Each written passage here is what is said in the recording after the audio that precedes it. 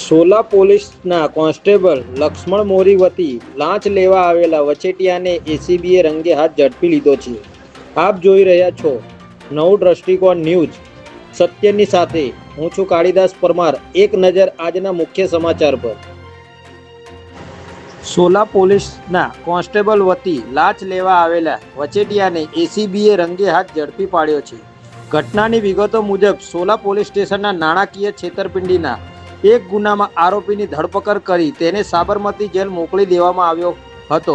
આ કેસમાં તપાસ કરી રહેલા કોન્સ્ટેબલ લક્ષ્મણ મોરીએ આરોપીના ભાઈ પાસેથી ચાર્જશીટ ઝડપથી ફાઇલ કરવા, જામીન અપાવવા, મદદ કરવા અને અન્ય કોઈ ગુનો દાખલ ન કરવાના બદલામાં 1,20,000 રૂપિયાની લાંચની માગણી કરી હતી અને રકઝકના અંતે 70,000 રૂપિયા લેવાના નક્કી કર્યા હતા।